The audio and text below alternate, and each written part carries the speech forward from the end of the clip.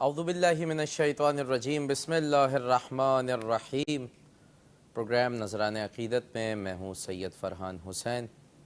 آج کی اس نشست میں ہم امام علی رضا علیہ السلام کی سیرت پاک کا ذکر کرنے کی سعادت حاصل کریں گے۔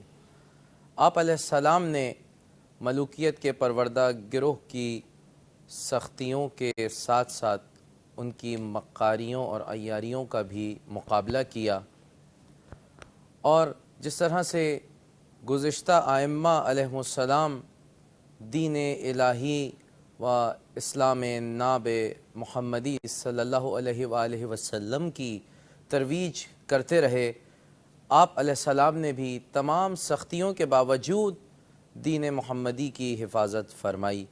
اس متبرک نشست میں ہمارے ساتھ موجود ہیں پروفیسر جناب نواب نفیس قادری صاحب، اور ہمارے دوسرے معزز مہمان جناب علامہ سید رضی حیدر زیدی صاحب موجود ہیں۔ ہم اپنے مہمانان گرامی کو خوش آمدید عرض کرتے ہیں۔ پہلا سوال جو میں اپنے معزز مہمان جناب پروفیسر نواب نفیس قادری صاحب کی خدمت میں پیش کرنا چاہوں گا کہ امام علی رضا علیہ السلام جو کہ فرزند رسول خدا ہیں اور ولی خدا ہیں، میں چاہوں گا کہ آپ اس پہ روشنی ڈالیے کہ ولی خدا کی ولادت ہے اور آپ کے والد گرامی حضرت امام موسیٰ کاظم علیہ السلام جو کہ ولی خدا ہیں، اب ولی خدا کی ولادت ہو، ولی خدا استقبال کر رہے ہیں، تو اس پہ روشنی ڈالیے کہ کس انداز میں آپ کے والد نے اپنے فرزند کی ولادت پر اپنی خوشی کا اظہار کیا۔ نحمدہ ونصلی ونسلم علی رسولہ الکریم۔ اعوذ باللہ من الشیطان الرجیم، بسم اللہ الرحمن الرحیم۔ یا ایہا الذین آمنوا اتقوا اللہ وکونوا مع الصادقین۔ بے شک۔ جہاں تک یہ سوال کہ انہوں نے کس طرح خوشی منائی یا اظہار خوشی کیا، اس میں یقیناً عقیقہ بھی آ جاتا ہے، اور خوشی اس بات کی کہ ظاہر ہے کہ اہل بیت اطہار میں اس ذات والا صفات کی ولادت و سعادت ہے بے شک۔ جن کو جتنا بھی خراج عقیدت پیش کیا جائے وہ کم ہے۔ اب سوال یہ پیدا ہوتا ہے کہ کوئی آدمی یہ کہے کہ میں چونکہ ان سے محبت کرتا ہوں تو میں نے یہ کہا ہے، لہذا ایسا مسئلہ نہیں ہے۔ حقیقت پر مبنی یہ بات ہے کہ ہر ایک کو یہی ماننا چاہیے کہ رسول اللہ صلی اللہ تعالی وسلم کی اولاد جب اس کی پیدائش ہو تو والد چرند پرند شجر حجر جن و بشر سب خوشی کا اظہار کرتے ہیں۔ بے شک بے شک۔ اس لیے کہ وہ شخصیات یقیناً رسول اللہ کے بعد جو آئے گا، جو گھرانہ آئے گا جس کو خراج تحسین پیش کیا جائے گا، اور ہر اس شخص کو پیش کرنا ہے جس نے رسول اللہ صلی اللہ تعالی علیہ وسلم کو رسول مانا اور اس قلب کو پڑھا۔ وہاں کوئی اختلاف نہیں ہونا چاہیے، یا وہاں کوئی کسی قسم کی تنگی دل میں نہیں ہونا چاہیے، فراغ دلی کے ساتھ ان کو خراج عقیدت پیش کرنا چاہیے۔ تو یقیناً انہوں نے اپنی فرزند کی پیدائش پر جتنا اظہار خوشی کیا، اظہار کیا، وہ یقیناً سنہری حروفوں سے لکھنے کے قابل ہے۔ اللہ تبارک و تعالی کی اس میں رضا شامل ہے، رسول اللہ صلی اللہ تعالی علیہ وسلم کی آل ہے، اور وہ آل جو ہے وہ یقیناً پوری کائنات میں سب سے زیادہ افضل اور اعلیٰ ہے۔ بے شک ایسا ہی ہے، اور اسی لیے رسول خدا نے قرآن کے ساتھ اپنی آل سے محبت کا حکم دیا۔ جی ہاں، بالکل۔ ہم چلتے ہیں ہمارے دوسرے معزز مہمان جناب علامہ سید رضی حیدر زیدی صاحب کی خدمت میں کہ امام علی رضا علیہ السلام کے والد گرامی امام موسیٰ کاظم علیہ السلام کی وہ سخت قید و بند کہ جسے آپ علیہ السلام بھی مشاہدہ کر رہے تھے، اور آپ کے والد گرامی امام موسیٰ کاظم علیہ السلام کو قید و بند میں ہی زہر دے دیا گیا، ان سخت حالات میں کس طرح سے دین کی تبلیغ کی گئی، میں چاہوں گا آپ اس پہ روشنی ڈالیے۔ بسم اللہ الرحمن الرحیم۔ سب سے پہلے تو میں امام اسرج اللہ تعالیٰ فرجہ شریف کی خدمت میں آپ کے جد بزرگوار مولا امام علی ابن موسیٰ رضا علیہ الصلوۃ والسلام کی اس ولادت کی مناسبت سے ہدیہ تبریک و تہنیت عرض کروں گا، پھر آپ اور تمام ہمارے ناظرین کی خدمت میں ہدیہ تبریک و تہنیت عرض ہے۔ بہت شکریہ۔ ابھی جو آپ نے سوال قبلہ سے کیا، میں چاہوں گا تھوڑا سا اس حوالے بسم سے اللہ اس میں اضافہ جی کر کے پھر انشاءاللہ اس سوال کی طرف آتے ہیں کہ امام رضا علیہ الصلوۃ والسلام کی ولادت کے بارے میں جو نقل ہے 11 ذی القعدہ سن 148 ہجری میں مدینہ منورہ میں اس آسمانی امامت ولایت کے 8ویں آفتاب تابناک کی یہ ولادت ہوئی، اور آپ کی مادر گرامی جناب نجمہ خاتون، اگرچہ ان کے لیے اور بھی نام نقل کیے گئے مگر زیادہ شہرت نجمہ خاتون کے حوالے سے، آپ جب ماں بنی اور یہ حجت خدا آپ کے پاس تشریف لائے تو نقل کرتے ہیں کہ آپ نے خود جو نقل کیا ہے، روایت موجود ہے کہ میں دیکھا کہ اس بچے نے اپنے زانو اور اپنے دونوں ہاتھ جو ہے زمین پہ رکھ کے سر بلند کر کے پروردگار عالم کی جو ہے وہ تسبیح کی، اور اس کے بعد پھر نقل کرتے ہیں کہ جب آپ کے سوال جو امام موسیٰ کاظم علیہ السلام آپ کے پدر بزرگوار جب تشریف لائے تو ایک سفید کپڑے میں لپیٹ کے آپ کے فرزند کو آپ کے سپرد کیا گیا، آپ نے آب فرات منگوایا، اور آب فرات سے پہلی وہ جو گھٹی کہلاتی ہے ہمارے یہاں جو دی جاتی ہے وہ آب فرات سے آپ نے وہ گھٹی دی، دائیں کان میں اذان اور بائیں کان میں اقامت کہی، اور اس کے بعد مادر گرامی امام رضا کی جناب بی بی نجمہ خاتون آپ سے فرمایا کہ ہنیئن لکے یا نجمہ واہ، کرامت ربک، کہ یہ جو اللہ نے تمہیں بزرگی اور عظمت دی ہے یہ تمہیں مبارک ہو، یعنی یہ حجت خدا کی ماں ہونے کا تمہیں شرف بخشا ہے۔ یہ وہ ابتدائی امام موسیٰ علیہ السلام کا جو اظہار تھا، اور ایک خوشی کا اظہار، اور جو ایک جسے کہا جائے کہ تبریک جو عرض کیا آپ نے ان کی مادر گرامی کو۔ اچھا، اب آپ نے آئیے سوال کی طرف جو آپ نے ارشاد فرمایا، اس کے لیے بہت ضروری ہے کہ ہم اس وقت کے حالات کو ذرا سمجھیں کہ امام موسیٰ کاظم علیہ السلام کی شہادت کن حالات میں ہوئی، اور 14 سال آپ اپنی عمر کے سخت ترین شرائط کے ساتھ مختلف زندانوں میں ڈالے گئے، اور کوشش یہ کی گئی کہ سخت سے سخت زندان بند ہو، مگر وہ مولا کے اس بندگی کے طور و اطوار کو دیکھ کر اور اس عبادت کو دیکھ کر وہ قساوت قلبی ختم ہو جاتی تھی، اور رقت قلبی آ جاتی تھی ہر دربان کے پاس، اور وہ مولا کا معتقد ہو جاتا تھا اور نتیجتاً چینج کرنا پڑتا تھا، اور یوں وہ آخری دربان بھی کچھ ایسے ہی تھا، مگر وہ افسوس کہ خدا کی حجتوں کے ساتھ جو سلوک کیا گیا وہ تاریخ کا ایک سیاہ باب ہے کہ زندان میں زنجیروں میں جکڑے ہوئے، اور آپ کو زہر دیا گیا جبکہ آپ نہیں فلاغر۔ نقل کرنے والے کہتے ہیں کہ ہمیں ایسا لگتا تھا کہ جیسے زمین پہ ایک چادر پڑی ہوئی ہے، یہ اب اس کے باوجود بھی ان سے خطرہ ہے۔ یہ میں ایک جملہ عرض کرنا چاہوں گا، گردنوں پہ سوار لوگوں کو خطرہ ہمیشہ ان سے ہوتا تھا جو دلوں پر حکومت کرنے والے ہوتے تھے۔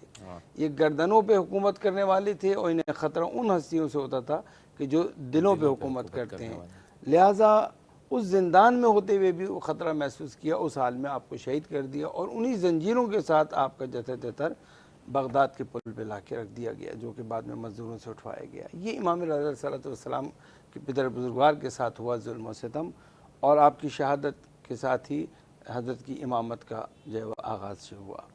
تو امام رضا علیہ السلام کا آغاز اس دور میں ہوا ہے کہ جب آپ کے پدر بزرگوار کے ساتھ یہ سلوک ہوا ہے۔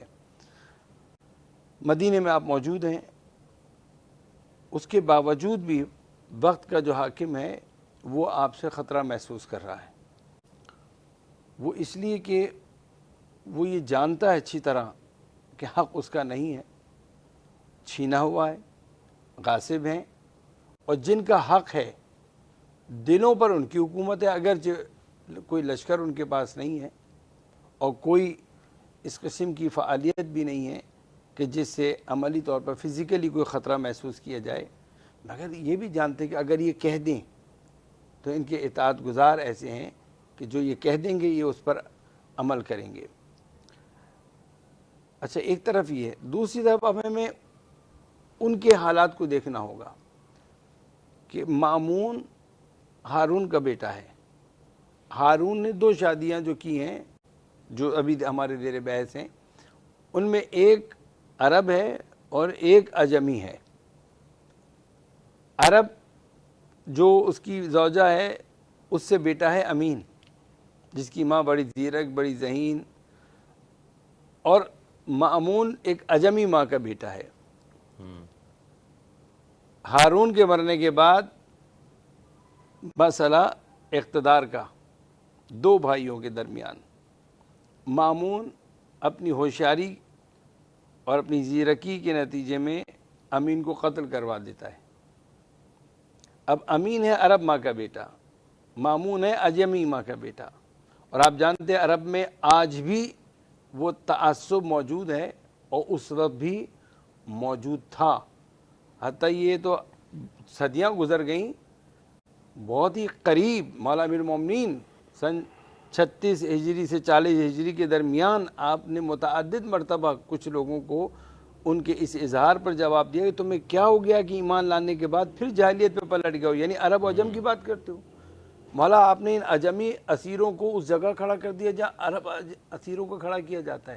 یعنی اسیر کو بھی کھڑا کرنے کے لیے اگر عرب ہے تو علیحدہ جگہ ہے اور اگر عجمی ہے تو علیحدہ جگہ، یہ تک ماحول بن گیا تھا. تو مولانا کہا تمہیں کیا ہو گیا ہے کہ تم ایمان لانے کے بعد پھر اس جاہلیت پہ پلٹ گئے ہو، اور یہ سلسلہ آگے تک تھا. لہذا مامون کو یہ خطرہ تھا کہ عرب اس کے خلاف ہیں کیونکہ اس نے امین کو قتل کیا ہے اور عربوں کی نفرت کا جو ہے رخ اس کی جانب ہو گیا ہے. اب اس کو اپنے اقتدار کو بچانے کے لیے اسے ان عربوں کی کسی بھی تحریک کو بھی تحت نظر رکھنا تھا. اس میں وہ جانتا تھا کہ علوی جو کہ حقدار ہیں وہ بھی اس موقع سے فائدہ اٹھا سکتے ہیں اور کوئی تحریک اس کے خلاف آ سکتی ہے، اور اس میں جانتا تھا اچھی طرح کہ سر پیرز یہ علی ابن موسیٰ رضا ہیں کہ جو سب سے بڑا اس کے لیے خطرہ ہو سکتے ہیں علویوں کی طرف سے.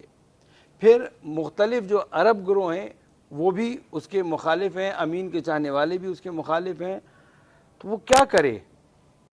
تو وہ جو اس کے پاس ایک ذہانت تھی، اس کے نتیجے میں اس نے جو پلان تیار کیا مختلف الاہداف، ایک عمل اس نے یہ سوچا کہ امام رضا علیہ السلام کو بلا کر جو ہے وہ خلافت کی جو ہے وہ پیشکش کریں. اسے پتہ تھا کہ آپ انکار کریں گے، اس سے قبول نہیں کریں گے، اور جب اسے پیش کیا تو مولانا نے یہی جواب دیا تھا کہ اگر یہ تجھے اللہ نے دی ہے تو تجھے کوئی حق نہیں پہنچتا کسی کو دینے کا، اور اگر یہ تجھے اللہ نے نہیں دی، تیرا حق نہیں ہے، تو کون ہوتا ہے کسی کو دینے والا. اچھا اب وہ یہ چاہتا تھا کہ اگر یہ خلافت کا انکار کرتے ہیں تو پھر میں انہیں ولی عہدی کے آفر کروں گا. کر لیں گے قبول اگر خلافت کو تو میں یہ پروپیگنڈا کروں گا، کیونکہ دلوں پہ حکومت کرتے نا، کہ تم انہیں کچھ غلط سمجھتے ہو، پہچانتے نہیں ہو. یہ بھی دنیا کہ ہم نے آفر کی تو انہوں نے قبول کر لی، یہ بھی اسی کے طلبگار ہیں، یہ بھی ہمارے جیسے ہیں، ہمیں بھی یہ خلافت چاہیے، انہیں بھی یہ خلافت چاہیے. پیش کی تو قبول کر لی، ذہن میں یہ تھا. اب انکار کر دیا، اس نے اصرار کیا، آپ نے پھر انکار کیا، اور یہ یعنی ایک مدت لگی اس انکار و اصرار کو. اس کے بعد جب اس نے دیکھا کہ یہ قبول نہیں کر رہے ہیں، اور حضرت نے فرمایا میں اپنی مرضی سے قبول قطعاً نہیں کروں گا، اپنے ارادے سے اپنی مرضی سے قبول نہیں کروں گا. تو اس نے کہا اچھا اگر آپ یہ نہیں قبول ہوئے تو پھر آپ جو ہے وہ ولی عہدی کو قبول کریں. اس موقع پہ آپ نے بڑا واضح فرمایا کہ میں تیری زندگی میں اس دنیا سے چلا جاؤں گا، زہر جفا سے قتل کر دیا جاؤں گا. جس پر اس مامون نے کہا کہ کون آپ کو قتل کرے گا فرزند رسول؟ تو آپ نے فرمایا کہ اگر میں چاہوں تو اس کا نام تجھے بتا سکتا ہوں. اب اس نے جب اصرار کیا، اس کا ہدف یہ تھا کہ وہ ولی عہدی کے ذریعے ہی ان کو جو ہے وہ دنیا کے سامنے رسوا کرے، انہیں کمزور دکھائے مختلف حوالوں سے. جب اس نے دیکھا یہ قبول نہیں کر رہے تو اس نے ایک دوسرا لب و لہجہ اپنایا، اور اس نے کہا کہ آپ کو یہ حتماً قبول کرنا پڑے گا، ورنہ آپ کے میرے درمیان فیصلہ جو ہے اس کا اشارہ شمشیر کی طرف تھا. یوں جو ہے بالجبر حضرت نے اسے قبول کیا کہ ٹھیک ہے مگر شرط ہے, شرط یہ ہے کہ میں کسی کو معزول و منسوب کرنے میں اور کوئی فیصلے کرنے میں, قضاوت میں جو ہے وہ کوئی اختیار نہیں رکھتا, یعنی ان معاملات سے میں دور رہوں گا, یہ معاملات میں کسی بھی صورت میں جو ہے وہ قبول نہیں کروں گا کہ تم مجھے اس قسم کی کوئی ذمہ داری دے. اس پہ امام نے قبول کیا تھا. اب ایک صرف آخری بات ہے, اس نے پھر مزید کوششیں کی جو کہ آپ کے اگلے انشاءاللہ سوال میں تفصیل سے جواب دوں گا, کہ وہ اس نے بہت ساری کوشش کی علمی اعتبار سے, زہد و تقویٰ کے اعتبار سے, علمی اعتبار سے آپ کو کمتر, کسی بھی طرح کمتر ثابت کر دے, کسی بھی پہلو سے ان کو جو ہے وہ لوگوں کے نگاہوں کے اندر جو آپ کا مقام و عظمت ہے اسے گھٹا دے. یہ اس کی مسلسل کوشش ہے. بالکل جی. پروفیسر جناب نواب نفیس قادری صاحب کی خدمت میں. دیکھیں یہ آل رسول ہیں, امام علی رضا علیہ السلام فرزند رسول ہیں, اور فرزند رسول کے ہوتے ہوئے اس طرح سے مأمون کا سازشیں کرنا گویا خدا کے دین کے لیے سازشیں کرنا ہے. تو میں چاہوں گا آپ یہ روشنی ڈالیے کہ ایک ولی خدا کے مقابلے میں اس طرح کی سازشیں, ان کی مذمت پر آپ روشنی ڈالیے کہ کس انداز میں کیا بنو عباس سوچ رہے تھے جو اتنے علی اعلان اور اس طریقے سے آل رسول پر ظلم و ستم کا ایک سلسلہ جاری تھا. دیکھیے جہاں تک تعلق امام حسن علیہ السلام سے متعلق ہوا, وہاں تک تو درست تھا, لیکن جب اسلام میں ملوکیت آئی, شاہت آئی, اس نے اسلام کا پورا اسٹرکچر بگاڑ دیا. چاہے وہ بنو امیہ ہو, چاہے بنو عباس ہو, انہوں نے کیا کیا ہے, انہوں نے اس کا منمانی کیے. اسی لیے کہا جاتا ہے جو شاہت ہے نا وہ اسلام میں حرام ہے, کیونکہ بادشاہ جو ہوتا ہے وہ یوں سمجھ لیجئے کہ اس کی ہٹ تو دنیا میں مشہور ہے بادشاہ کی, وہ پھر نہیں دیکھتا کون ہے اور کیا ہے. اگر آپ مطالعہ کریں تاریخ کا تو کوئی بھی اہل بیت اطہار کا فرزند امام طبعی موت اس کے کو نہیں آئی ہے, سب زہر دے کر اور تمام چیزیں کر کے جیے. یہ ظلم اور بربریت کی انتہا ہے. جتنا بھی اس کی مذمت کی جائے وہ کم ہے, اس لیے کہ وہ وہاں پر جبر ہے, جبر سے کیا گیا نا. آپ وہاں سے دیکھ لیجئے, آپ جبر سے دیکھ لیجئے کہ تمام اہل بیت اطہار کو کر دیا گیا, اور جو ان کے حمایتی تھے اہل بیت اطہار کا کام کیوں نہیں زیادہ سامنے آیا, کیونکہ وہ بیچاروں کو تو اس کا کہہ لیجیے صاحب زندگی ان کی تنگ کر کے ڈالی ہوئی تھی اس ملوکیت نے. ملوکیت کا شاہد کا ذہن تھا, گندا ذہن, اس کے یہ پیش خدمت. جو بھی ان کا حمایتی ہوتا تھا اس کے ساتھ یہی سلوک کرتے تھے. آپ دیکھ لیجئے امام ابو حنیفہ سے متعلق کیا حالت کی ہے ان کی, اس لیے کہ ان کو پتا تھا کہ یہ اہل بیت اطہار کے باقاعدہ اس کا کہہ لیجیے کہ پروردہ ہے, ان کے شاگردوں میں, ان کے ماننے والوں میں, ان کا ادب و احترام کرنے والے. لہذا اس طرح اسلام کا اسٹرکچر بگڑا ملوکیت کے آنے سے. ملوکیت جو ہے, بادشاہ جو ہوتا ہے وہ تو ہٹ درم ہوتا ہے. اس لیے اسلام کو جو خطرہ ہوا یا اسلام کو جو بری حالت کے اندر کر دیا اس ملوکیت نے کیا, اور اس کا پیش خیمہ آج تک چلا آ رہا ہے. کہیں پر آپ کو ناصبیت ملے گی, کہیں آپ کو خارجیت ملے گی. وہ آپ کو اہل بیت اطہار کا نام سننے کے بعد ان کو تو پورا یوں سمجھ لیجئے کہ سیدنا علی اور علی کی اولاد جیسے ہی ان کا نام لیا جاتا ہے بس سمجھ لیجئے کہ ان کے تمام گندے ذہن, پراگندہ ذہن سامنے آ جاتا ہے. وہ کھلے عام کر رہے ہیں, اور آج بھی دیکھ لیں آپ, آپ دیکھ لیجئے. میں تو آج سے قبل بھی یہیں بیٹھ کے کہہ چکا ہوں کہ یہ تو یوں سمجھ لیں کہ قیامت کا ابتدائی دور ہے, شروع ہو چکا ہے. یہ تو امام مہدی علیہ السلام کا ظہور مہدی کا باقاعدہ اعلان ہونے والا ہے, جس سے لوگوں کی بہت ساروں کی نیندیں حرام بھی ہیں, کیونکہ دل میں ان کے چور ہے. ہمیشہ اگر وہ اہل بیت اطہار سے محبت نہیں کرتے تو دل میں ان کے چور ہے، اس کو ڈر ہے، ان کو خوف ہے. باقی جس کے دل کے اندر اہل بیت اطہار کی ائمہ اہل بیت کی محبتیں ہیں اس کو کوئی ڈر نہیں. امام مہدی تو سر کے تاج ہیں، ان کے تو سارے غلام ہیں، غلام کی طرح ہاتھ باندھ کے کھڑے ہو جائیں گے. لیکن شاہد جہاں پر ہوگی اس کو بڑی خطرہ ہوگا، اس کی نیندیں حرام ہوگی، اور وہ کرتے چلے آئیں. اللہ تبارک و تعالیٰ کے نزدیک یہ یاد رکھیے کہ ظالم کی سزا جو ہے وہ ذلیل اور رسوا ہوتا ہے. آپ جس کو بھی دیکھ لیجئے جو اس کے اندر آئے، چاہے وہ بنو امیہ سے نکل کر آئے، چاہے وہ آپ اس سے نکل کر آئے، کیا نام ہے، عباسی سے، ان لوگوں نے ظلم کیا، اور ظلم کی انتہا بھی یہ کر دی ہے کہ قبروں سے کھود کر ہڈیاں نکال کر اس کو چکیوں میں پسوا دیا. اس سے بڑھ کر اور کیا ظلم ہوگا؟ اس سے بڑھ کر اسلام کا اسٹرکچر کو بگاڑنے کے اندر یوں سمجھ لیجئے کہ مخالف جو اسلام کا مخالف تھا، مسلمان اپنے آپ کو نہیں کہتا تھا، اس نے بھی نہیں کیا. جو اپنے آپ کو مسلمان کہتا تھا اور کہتے تھے، اس سارے کے ساروں نے وہ ظلم کیا اسلام پر کہ جو تاریخ کا سیاہ باب ہے، اس کے ہر صفحے سے آپ کو خون ٹپکتا ہوا نظر آئے گا. اب ہم چلتے ہیں اپنے مختصر بریک کی طرف، اور بریک کے بعد پھر حاضر ہوتے ہیں. بریک کے بعد ایک مرتبہ پھر اس متبرک نشست میں خوش آمدید کہتے ہیں، جو کہ جاری ہے ذکر سیرت پاک امام علی رضا علیہ السلام کے متعلق. امام علی رضا علیہ السلام فرزند رسول خدا ہیں، اور یقیناً یاد امام علی رضا یاد محمد مصطفیٰ ہے. تو کیوں نہ اس محفل کو مزید متبرک کیا جائے ذکر یاد محمد مصطفیٰ صلی اللہ علیہ وآلہ وسلم سے. میں مختصر سا کلام بارگاہ رسالت میں پیش کرنا چاہوں گا.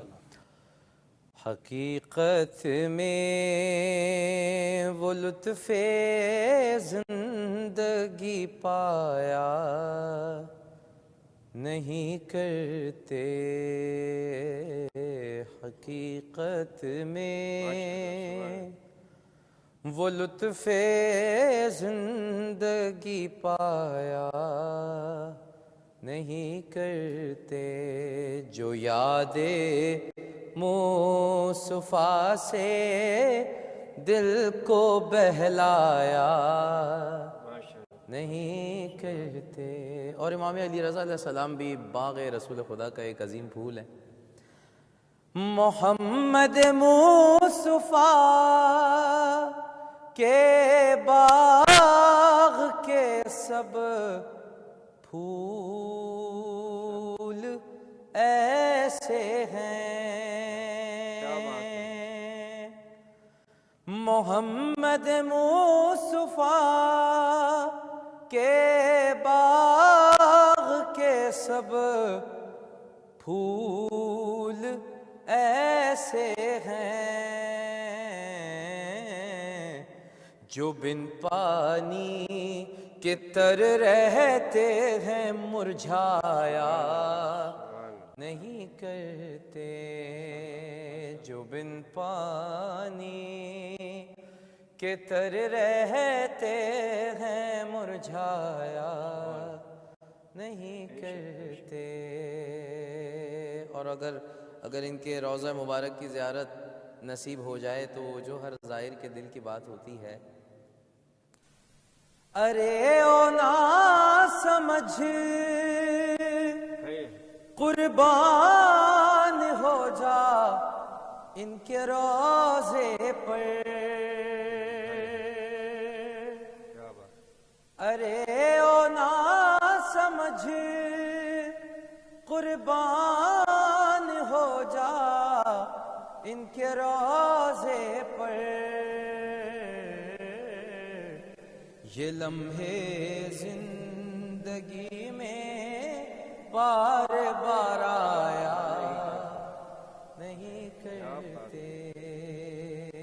ذکر فرزند رسول خدا امام علی رضا علیہ السلام جاری و ساری ہے، اور یقیناً انہی کرامتوں، انہی معجزات، انہی علمی وراثتوں کے مالک ہے امام علی رضا علیہ السلام. میں چاہوں گا جناب نواب نفیس قادری صاحب کی خدمت میں یہ سوال پیش کرنا کہ امام علی رضا علیہ السلام کے دور میں پیش آنے والے حالات و واقعات اور اس میں امام علی رضا علیہ السلام کی کرامت پر کوئی ایک کرامت یا چند کرامات پہ روشنی ڈالی ہے۔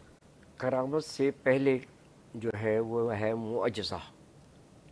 معجزہ نکلا ہے جہاں عقل عاجز ہو جائے، اور یہ صفت خاصہ صرف اور صرف رسول کی ہوگی۔ لیکن ان کے اللہ کا جو منتخب کردے بندے ہیں جو کرتے ہیں، ان کا کیا ہے، ان کو کرامت نصیب ہوتی ہے۔ کرامت کوئی ملتی نہیں ہے بازار میں، یا ایسا کرامت ہی ہے۔ کسی سے نہیں آتی ہے، بلٹ سے آ رہی ہوتی ہے، یہ روحانیت سے آ رہی ہوتی ہے، جہاں آپ طریقت کہتے ہیں۔ اور اس طریقت کے اندر کرامت جو ہے، ان لوگوں کی کرامت تو یوں سمجھ لیں تو چلتے پھرتے بات ہوتی ہے، جو کہہ دیا سو اللہ تبارک و تعالیٰ نے ان کی لاج شرف رکھی۔ جہاں تک ان کا تعلق ہے کہ جیسے امام رضا علیہ السلام سے متعلق ہے کہ معلوم ہوا صاحب کہ بکر بن صالح ان کی خدمت میں حاضر ہوا، کہ حضور دعا کریں کہ مجھے فرزند پیدا ہو جائے، میرے گھر لڑکے پیدا ہو جائیں۔ انہوں نے دعا کر دی۔ اب وہ دعا کرنے کے بعد 2 بیٹے ہوں گے تیرے ہاں فرزند۔ اب وہ 2 بیٹے جو ہے نام کیا رکھے رہے ہیں وہ کہ صاحب میں ایک کا نام علی رکھوں گا، ایک کا نام عمر رکھوں گا۔ تو اب ان کے ہاں جو پیدا ہوا وہ آئے اور انہوں نے دعا کرا دی، حضرت نے بھی دعا کر دی۔ تو یہ یاد رکھیے کرامت کے اندر یہ شامل ہے کہ وہ جو چاہیں وہ ہو جائے۔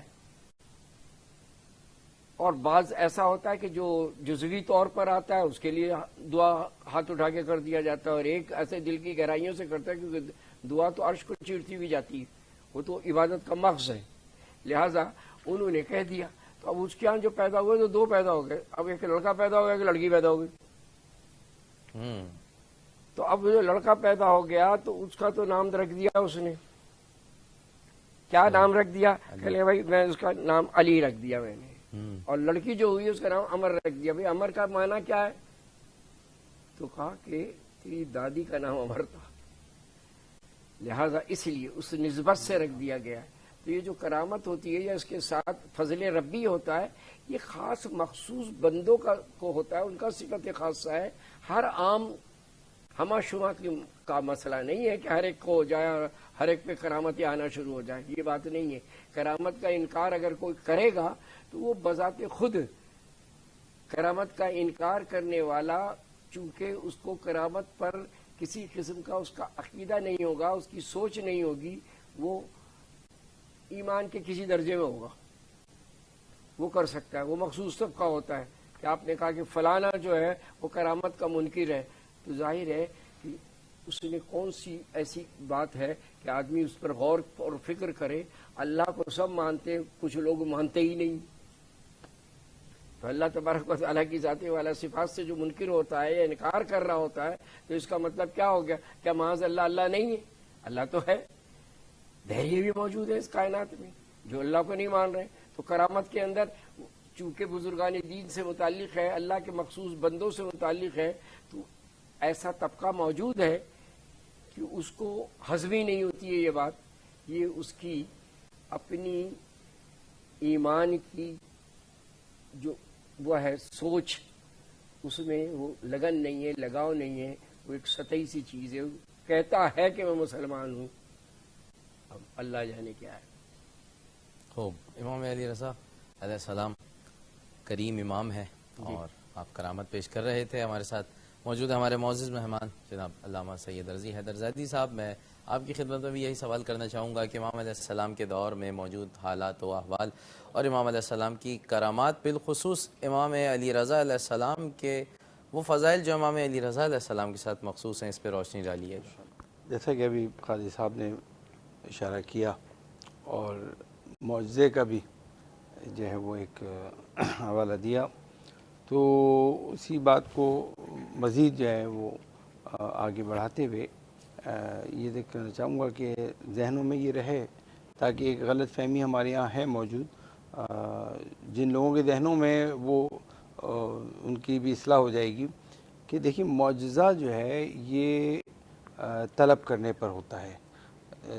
کسی بھی اللہ کی حجت سے یعنی پیغمبر سے جب انہوں نے دعوت حق دی اور اپنے آپ کو حق کا نمائندہ بیان کیا، تو ان سے اگر طلب کیا گیا کہ اگر تم اللہ کے پیغمبر ہو تو ایسا کر کے دکھاؤ، کچھ ایسا کر کے دکھاؤ، یوں کر کے دکھاؤ، تو انہوں نے اس طلب کرنے پر جو باذن الہی جو بھی ایک عمل انجام دیا، جیسے پیغمبر کا وہ چاند کو 2 ٹکڑے کر دینا کا ایک عمل ہے۔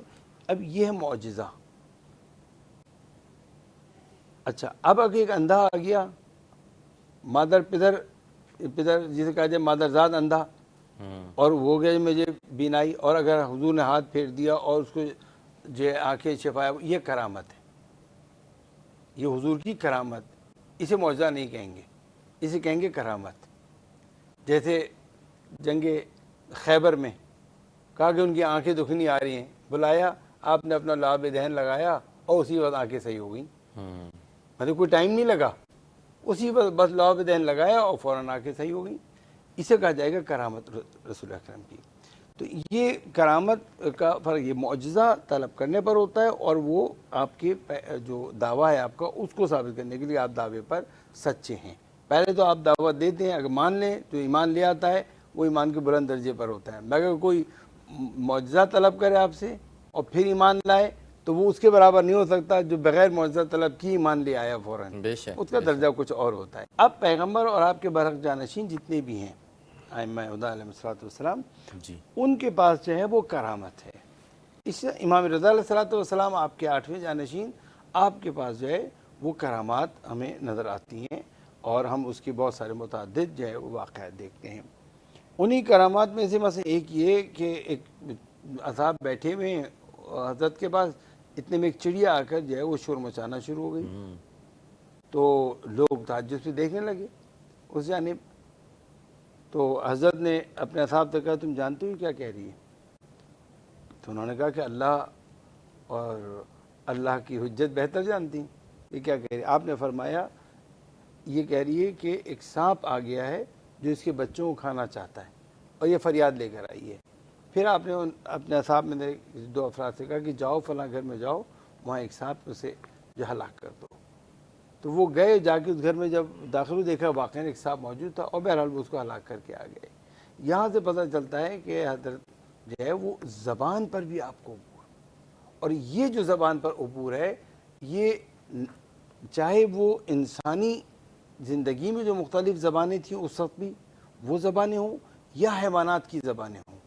یہ تو ایک چڑیا کی میں نے مثال دی، ایسے اور بھی واقعات ہیں۔ ضامن آہو کا جو ایک آپ نے لقب مولا کا ایک سنا ہوا ہے کہ ایک ہرن جو ہے اس کو شکاری پکڑ کے لے کے جا رہا تھا، اس کی نگاہ امام رضا علیہ السلام پہ پڑی تو اس نے اپنی زبان میں جو ہے امام رضا سے فریاد کی کہ میرا بچہ بھوکا ہے، اس سے کہیں کہ مجھے اتنی مہلت دے دے میں اپنے بچے کو دودھ پلا کے آ جاؤں۔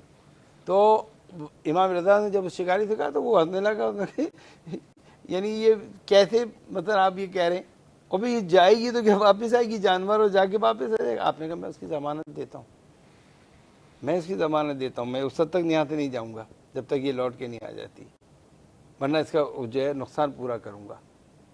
تو بمشکل اس شکاری نے تعجب کے ساتھ جو ہے اس ہرنی کو چھوڑ دیا، رہا کر دیا، ہرنی چلی گئی۔ اب یہ تھی تو میں نے کہاں سے ہرنی آ گئی، جانور ہے، بھاگ گیا۔ مگر کچھ دیر بعد اس کو جو ہے وہ بڑا تعجب ہوا جب اسے دیکھا کہ وہ ہرنی چلی آ رہی ہے، اور یہ دیکھ کر وہ اس کے دل کے اندر جو ہے وہ خود ایک احساس پیدا ہوا اور اس نے اس ہرنی کو رہائی کر دیا۔ یہ ایک مثلا زبانوں کے حوالے سے جانوروں کی زبانوں پر عبور، یہ تمام ائمہ کو مگر خصوصاً امام رضا علیہ السلام کی زندگی میں اس قسم کے واقعات جو ہے وہ ملتے ہیں، نقل کرتے ہیں۔ اسی طرح نقل کرتے ہیں کہ اہل سندھ ایک شخص جو ہے پہنچا امام رضا علیہ السلام کے پاس کچھ علمی اپنے سوالات لے کر، مگر وہ اب خاموش بیٹھا ہوا ہے کہ مجھے عربی نہیں آتی، آغا کو سندھی نہیں آتی، مولا کو، تو میں اب کیسے پوچھوں، پریشان تھا۔ اس نے کسی کہا بھائی میں سندھی جو ہے وہ میری زبان ہے، میں سوال کرنا چاہتا ہوں، تو کوئی ہے جو ترجمہ کر دوں؟ تو حضرت نے فرمایا کہ تم اپنی زبان میں، یعنی کہ جس شخص سے پوچھا ہوتا ہے تم اپنی زبان میں سوال کرو، حضرت جو ہے وہ جواب دیں گے۔ اب جب اسے سندھی میں جو ہے وہ پہلے تو یہ کہ اس نے سندھی میں سلام کیا، اب میں اس کے آج کی زبان کو صحیح سلام آج کہتے ہیں ہمارے یہاں، تو اس کو مولا نے سندھی میں ہی جواب دیا۔ جو اس وقت کی راج سندھی تھی اس میں مولانا نے جواب دیا، تو اس کی ہمت ہوئی، اس نے مزید سندھی میں سوال کی، حضرت نے بڑی روانی کے ساتھ اس ہندی میں اس سے گفتگو کی، اصحاب کے نقل کرتے ہیں کہ ہم نے دیکھا کہ مولانا جو ہے وہ اس کے ساتھ اس کی زبان میں بڑی روانی سے گفتگو کر رہے ہیں۔ جب اس نے پھر اپنے سوالات کر لیے اور جانے کا وقت قریب آیا تو اٹھتے ہوئے اس نے کہا کہ اے فرزند رسول، افسوس کہ مجھے عربی نہیں آتی، ورنہ میں آپ سے عربی میں بات کرتا۔ تو کہتے ہیں کہ حضرت نے اس کے ہونٹوں پر اپنا ہاتھ پھیرا۔ وہ یہ کہتا ہے کہ جب سے مولانا نے ہونٹوں پہ میرے اپنا ہاتھ پھیرا ہے میں بڑی روانی سے عربی جو ہے وہ بولتا ہوں۔ یہ ہے کرامات، یہ ہے وہ کرامات جو اللہ اپنے ولیوں کو اور اپنی حجتوں کو عطا فرماتا ہے۔ کہتے اس کے بعد سے میں عربی جو بڑی روانی سے بولنے لگا۔ ہم چلتے ہیں مختصر سے وقفے کی طرف، اور وقفے کے بعد پھر حاضر ایک مرتبہ پھر اس متبرک نشست میں حاضر ہوتے ہیں جو کہ ذکر امام علی رضا علیہ السلام کے متعلق جاری و ساری ہے، اور اس سلسلے میں ہم اپنے معزز مہمان جناب پروفیسر نواب نفیس قادری صاحب کی خدمت میں ایک سوال کرنا چاہیں گے کہ امام علی رضا علیہ السلام کے علمی مقام پہ مختصر روشنی ڈالیے گا۔ دیکھیں، علم کا جہاں تک تعلق ہے یہ بھی عطائے خداوندی ہے۔ بہت سارے علم حاصل کرتے ہیں، علامہ البیان، عام صورت و شکل کے اندر سب کرتے ہیں، لیکن جو عطا ہوتی ہے اللہ کی طرف سے قدرتی طور پر علم، اس کے اندر علم معنی ہی ہے اس کا آگے ہی دور رس علم، ڈیپتھ میں جا کر، تو یہ اللہ تبارک و تعالیٰ اپنے خصوصی بندوں کو دیتا ہے۔ اب یہ سرکار دو عالم صلی اللہ تعالیٰ علیہ وسلم کی اولاد، یہ سارا علم منتقل ہے، رسول اللہ صلی اللہ تعالیٰ علیہ وسلم سارا علم منتقل ہے۔ اب اس کی وہ چلا آ رہا ہے علم، تو اب یہ تو نسل میں چلے گا۔ تمام اہل بیت اطہار کے پاس امام رضا رضی اللہ تعالیٰ عنہ تک جو علم آ رہا ہے، اور ان کے بعد آ رہا ہے، اور ان سے پہلے آ رہا ہے، یہ سارا کے سارا آ رہا ہے، یہ مرہون منت ہے سرکار دو عالم صلی اللہ تعالیٰ وسلم کی عطا ہے۔ یہ رسول اللہ صلی اللہ تعالیٰ وسلم کا علم ما سوا اللہ کے کائنات میں سب سے بڑا علم، سب سے زیادہ علم جاننے والی ایک ہی شخصیت ہے، وہ تمام کہہ لیجیے انبیاء اور رسل کی سرتاج ہے، ان کا امام ہے، وہ سرکار دو عالم صلی اللہ تعالیٰ وسلم کی ذات والا صفات ہے۔ جہاں سے وہ علم آیا، وہ علم جو ہے وہ ہمیشہ قائم رہنے والا ہے، وہ قائم رہنے والا، اور ہمیشہ ان کی جب بھی کبھی تذکرہ ہوگا ائمہ اہل بیت کے اندر تو یہی آئے گا کہ ان کا علم اس قدر وسیع تھا جو بحر بے پایاں کی طرح وسیع اور مشعل راہ کی طرح مجلی اور شفاف۔ ماشاءاللہ، بے شک، اور کیوں کر نہ ہو کہ وارث علم مصطفیٰ کے امام علی رضا علیہ السلام ہمارے ساتھ موجود ہیں، ہمارے معزز مہمان جناب سید رضی حیدر زیدی صاحب۔ میں چاہوں گا کہ یہی علمی مقام امام علی رضا علیہ السلام کا، اور اس کے ساتھ ساتھ ہی امام علی رضا علیہ السلام کے دور میں موجود فکری اور نظریاتی مشکلات اور ان کا حل جس طرح سے امام علیہ السلام نے پیش کیا، آپ اس پہ روشنی ڈالیے۔ سب سے پہلے تو قبلہ قاضی صاحب نے جس طرح ابھی اشارہ فرمایا کہ وہ علم، وہ شہر علم کہ جس نے خود فرمایا انا مدینہ تو علم، پھر فرمایا علی بابھا۔ واہ سبحان اللہ، بے شک اگر علی اس شہر علم کے دروازہ ہیں تو یقیناً جو علی کے بعد اس مقام و منصب پہ آیا تو وہ بھی پھر باب مدینہ العلم ہے۔ ایسا ہی، اور یوں ایک کے بعد ایک، اگر آج امام رضا علیہ السلام کے حوالے سے ہم بات کر رہے ہیں تو پھر کہنا پڑے گا کہ امام رضا علیہ السلام نام کے بھی علی ہیں اور صفات میں بھی علی ہیں۔ صرف ایک ایسی صفت ہے جس کے لیے ایک ایسا لقب ہے جو صرف حضرت علی سے مخصوص ہے، اور وہ ہے امیر المومنین، کہ امیر المومنین صرف حضرت علی علیہ السلام کے لیے ائمہ میں استعمال ہوتا ہے اور کسی کے لیے نہیں۔ باقی تمام وہ علم، وہ حکمت، وہ عصمت، وہ شجاعت، وہ شہامت، وہ سب کا سب جو ہے وہ ایک کے بعد ایک ائمہ کے منتقل ہوتا رہا۔ کچھ فضائل و کمالات وہ شخصی رہے اور کچھ وہ ہیں جو ولایت امامت سے تھے۔ تو جب ایک امام اس دنیا سے رخصت ہوتا تھا، اس شہادت آپ کی ہوتی تھی، تو وہ تمام جو امانتیں تھیں امامت ولایت کی وہ اپنے جانشین کے جو ہے وہ سپرد کر کے جاتے تھے، اور یوں وہ تمام تر اوصاف اور وہ تمام تر فضائل اور کمالات کہ جو ایک مقام امامت ولایت سے لازم و ملزوم ہیں، وہ ہر بعد والے امام کے پاس جو ہے وہ لازماً جو ہے وہ موجود ہوا کرتے ہیں۔ تو ہم دیکھتے ہیں امام رضا صلی اللہ علیہ وسلم جو ہے وہ ان تمام فضائل اور کمالات کے حامل ہیں کہ جو آپ کے اجداد یعنی رسول خدا سے لے کے جناب امیر المومنین اور پھر مولا امام حسن حسین اور الی آخر علیہ الصلوۃ والسلام ایک کے بعد ایک امام رضا تک پہنچے۔ اچھا، اس کے بارے میں ابتدا وہاں سے کروں گا کہ اندازہ لگائیے اس سے کہ آپ کی مادر گرامی بی بی نجمہ خاتون سلام اللہ علیہا، آپ کا وہ ایک میں نے ابھی جو اشارہ کیا تھا اس سے پہلے کہ حد ادب کے ساتھ یہ الفاظ جو ہمارے یہاں اب کم استعمال ہوتا ہے کہ جب آپ امید سے تھیں، تو جب آپ امید سے تھیں اس وقت اس دور کو اس وقت کو آپ بیان فرماتی کہ میں اپنے بطن سے ذکر الہی کی آواز سنا کرتی تھی۔ سبحان اللہ، بے شک۔ میں ذکر الہی کی جو بطن مادر میں ذکر الہی کر رہا ہو، آپ انداز لگائیے کہ اس کے علم کا کیا مقام ہوگا۔ واہ واہ واہ، اچھا، اسی طرح کے واقعہ مولا امیر المومنین کے دور میں ہے کہ آپ کے پاس ایک شخص آیا، کسی نے اس کو بھیجا تھا مگر اس نے اس کا اظہار نہیں کیا، مگر مولا امیر المومنین نے خود بتایا کہ میں جانتا ہوں تجھے کس نے بھیجا ہے، اور بادشاہ روم نے اس سے کچھ سوالات کیے ہیں، اس کے پاس اس کے جوابات نہیں، اس نے تجھے جو ہے وہ میرے پاس بھیجا ہے، اب میرا بیٹا حسن ان کے جواب دے گا۔ اب مولا امام حسن اس سے کم عمر ہیں مگر مولا امیر المومنین نے کہا کہ میرا بیٹا حسن جواب دے گا۔ امام حسن نے اس سے سوالات پوچھے نہیں بلکہ آپ نے فرمایا سن اس نے پوچھا ہے کہ زمین و آسمان کا فاصلہ کتنا ہے یا حق و باطل کا فرق کیا ہے، تو وہ پھر مولا کے وہ جوابات پورے قوس و قزح کے بارے میں پوچھا، میں اس طرف نہیں جا رہا اس کی تفصیل میں۔ تو اسی طرح ہم یہ دیکھتے ہیں ان کے لیے سن و سال جو ہے وہ کوئی اہمیت نہیں رکھتا، یعنی کوئی تاثیر نہیں رکھتا علم کے حوالے سے کہ یہ گریجولی اور وقت کے ساتھ ساتھ علم حاصل کرتے ہیں، نہیں، ایسا نہیں ہے۔